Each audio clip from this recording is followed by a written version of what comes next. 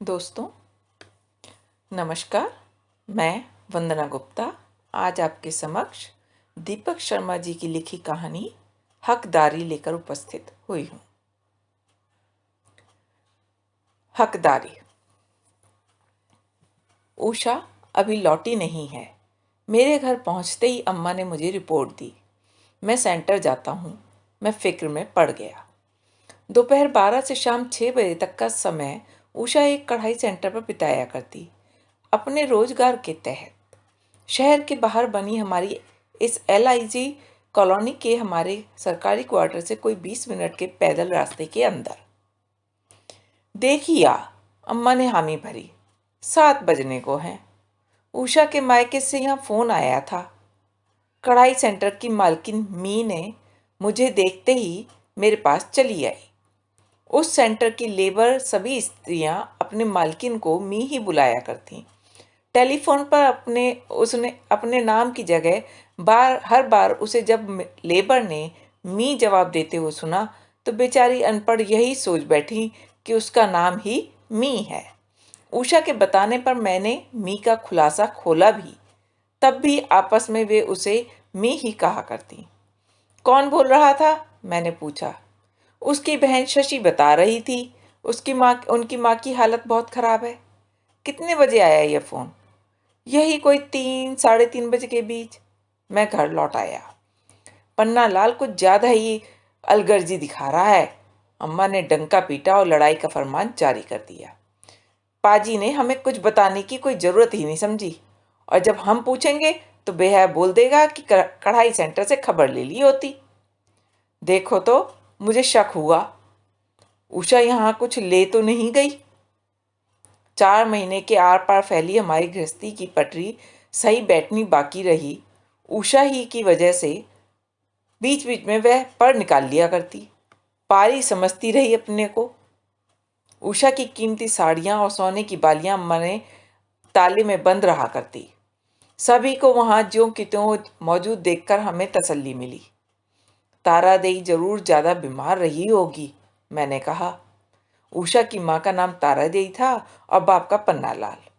तो क्या उसे फूंक कर ही आएगी? अम्मा हंसने लगी। अगली सुबह दफ्तर जाते समय मेरी साइकिल अपने आप ही उषा के मायके घर की तरफ मुड़ ली। कढ़ाई वाली गली। पन्ना लाल का वहां अपना पुश्तैनी मकान था। तारा देई से पहले उसकी माँ कढ़ाई का काम करती रही थी, और अब तारा देई और उसकी बेटियां उसी की साख के बूते पर खूब काम पाती और अच्छे टाइम पर निपटा भी दिया करती। इसी पुराने अभ्यास के कारण उषा की कढ़ाई इधर हमारे एरिया भर में भी मशहूर रही। कढ़ाई सेंटर की मालकिन तो खैर उस पर लट्टू ही रहा करती। इधर सब लोग कैसे हैं? पन्ना लाल के घर के बगल ही में एक हलवाई की दुकान थी। हलवाई पन्ना लाल को बहुत मानता था और मेरी खूब खातिर करता। मुझे देखते ही एक दोना उठाता और कभी ताजा बना गुलाब जामुन उसमें मेरे लिए परोस देता, तो कभी लड्डू की गर्म बूंदी।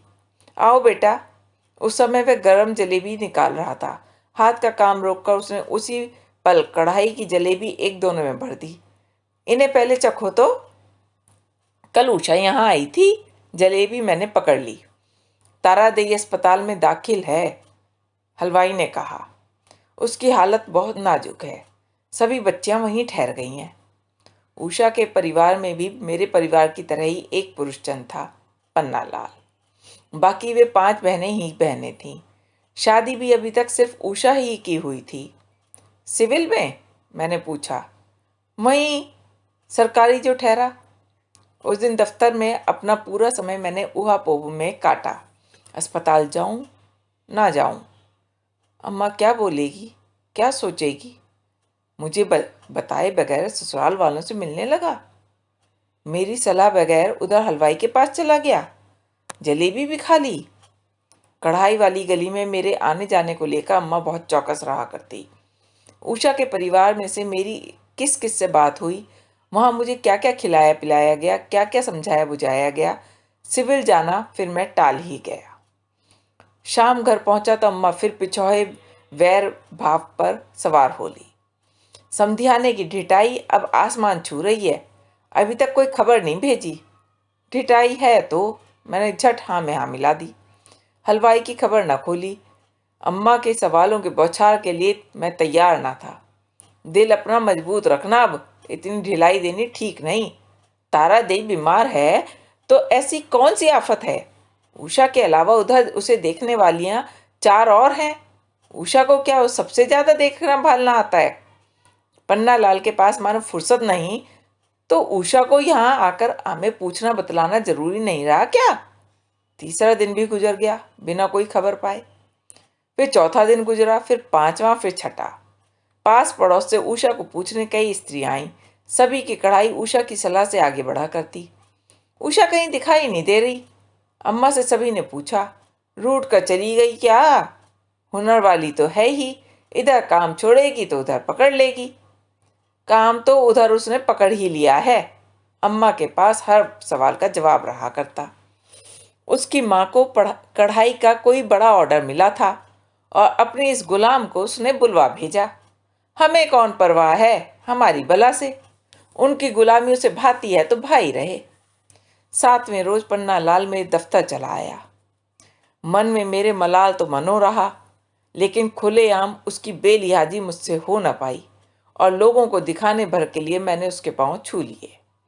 हमारे दफ्तर में कई लोग उसे जानते थे। हालांकि उसका दफ्तर हमारे दफ्तर से 15-16 किलोमीटर की दूरी पर तो था ही। हम चतुर्थ श्रेणी के कर्मचारी, जिस यूनियन के बूते बोनस और तरक्की पाते रहे, उस यूनियन का वह लगातार 3 साल तक सेक्रेटरी रह चुका था और इन दिनों उसका वाइस प्रेसिडेंट चुना गया था। मेरे पिता के गुजरने पर इस दफ्तर में मृतक आश्रित की हैसियत से मुझे उनकी चपरासीगिरी दिलाने में भी उसने खूब दौड़ धूप की थी। हालांकि अम्मा तो अभी बूझी थी, इस पन्ना लाल के मन में अपनी एक लड़की को इधर खिसकाने का इरादा है। हमारे साथ बुरी बीती है। पन्ना लाल ने मेरे कंधे पर अपना एक हाथ ला टिकाया। बहुत बुरी बीती है बेटा। तारा दे के दोनों गुर्दे जवाब दे गए थे। बहाली की एक ही सूरत बची थी, उसके एक गुर्दे की बदलाई। लेकिन गुर्दा तो बहुत ऊंची कीमत पर बिकता है। मुझे अपने दफ्तर में अगर कोई एक चीज बहुत पसंद थी तो वह था सुबह का अखबार। उसे मैं जरूर पढ़ता और रोज पढ़ता। वहीं अखबार ही से मैंने जाना था उधर पंजाब के कुछ पेशेवर डॉक्टर गुर्दों की खरीद और बेची में धर लिए गए थे। गरीब रिक्शे वालों मजदूरों से औने पौने दाम पर गुर्दे खरीदते रहे थे और अमीर मरीजों से एक एक गुर्दे की कीमत की एवज में 40 से 50 हजार रुपये ऐंठते थे। नहीं, पन्ना लाल झेंप गया। डॉक्टर लोग बाहर से गुर्दा तभी खरीदने को बोलते हैं जब घर वालों में से किसी का भी खून और टिश्यू मरीज से मेल ना खाता हो। उषा का गुर्दा लेंगे? मुझे खटका हुआ। खून ही उसका मेल खाया, टिश्यू ही उसका मेल खाया। पन्ना लाल की झेंप पड़ गई। क्या मैंने और क्या उन चारों लड़कियों ने सभी टेस्ट करवाए, लेकिन ना डॉक्टर लोग ने उषा ही के लिए हामी भरी। गुर्दा ले भी लिया। मेरे तलवों और हथेलियों पर अंगारे दौड़ गए। मजबूरी ही ऐसी रही, क्या करते, कहाँ जाते? हमारे पास आते। पन्ना लाल का हाथ अपने कंधे से मैंने नीचे झटक दिया। कब आते? एक बार जो अस्पताल पहुंचे तो फिर दम मारने की फुर्सत ना मिली। इस बीच हलवाई भाई ने लड़कियों को बतला दिया था, तुम्हें खबर है, पूरी खबर है। हमने बल्कि सोचा तुम जरूर कहीं फंस गए हो जो दोबारा खबर लेने नहीं आ पाए। न घर पर न ही अस्पताल में। उषा कहाँ है? मैंने थूक निकला। तुम्हारे क्वार्टर पर। अभी उसे वहीं पहुंचाकर आ रहा हूँ। थोड़ी कमजोरी की हालत में है। डॉक्टर लोगों ने 10 दिन का आराम बतलाया है। ध्यान रखना। मेरी तरफ पन्ना लाल की पीठ होने की देर थी कि साइकिल स्टैंड से अपनी साइकिल मैंने उठाई और अपने क्वार्टर की ओर लपक लिया। आ गई है। अम्मा बाहर के बरामदे की दीवार की ओट में हाथ का पंखा लिए बैठी थी। 2-2 क्वार्टरों के सेट में बने हमारे साझे बरामदे के बीचों बीच हमने और हमारे बगल वालों ने खुली ईंटों की एक दीवार खड़ी कर रखी थी ताकि अपनी अपनी हकदारी का दोनों को एक समान ध्यान रहे। कहाँ है? मैं चीखा। अंगारों की चुनचुनाहट अब मेरी बोटी बोटी में दाखिल हो चुकी थी। क्या बात है? छत के पंखे वाले अपने कमरे से उषा बाहर निकल आई। हाल बेहाल, रंग एकदम पीला, मानो सारा खून निचुड़ गया हो। तेरी करतूत सुनकर आ रहा हूं। कैसी करतूत? अम्मा की आवाज में खुशी झूल झूल गई। क्या किया है मैंने? उषा मुकाबले पर उतर आई। 50,000 का अपना गुर्दा अपनी माँ को दान में दे आई हो, बिना हमसे पूछे जाने। क्या? अम्मा की चीख निकल गई। हाय हाय, जब भी मैं कहूं आते ही ये बिस्तर पर क्यों लेट ली है? पन्ना लाल इसे बाहरी से छोड़कर कैसे लौट के लिया है? अंदर मुझसे मुआफी मांगने क्यों नहीं आया? लेकिन आता भी तो क्या मुंह लेकर आता? क्या कहता? लीजिए लीजिए, गुदा मैंने धर लिया है और गुठली लौटा रहा हूं। गुर्दा मेरा था। उषा ऊंची उड़ने लगी।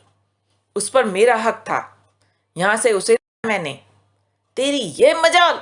दीवार की खुली एक ईंट मैंने उठाई और उसके सर पर दे मारी। इतना सब कर लेने के बाद अब अपना हक हम पर जतलाएगी? खून का फव्वारा उसके सिर से छूटते हुए अम्मा ने और मैंने एक साथ देखा, लेकिन अम्मा पहले हरकत में आई। दीवार पर अब गिर पड़ी है इस कमजोर हालत में। देख तो बेटे, इसे कहीं ज्यादा चोट तो नहीं लग गई?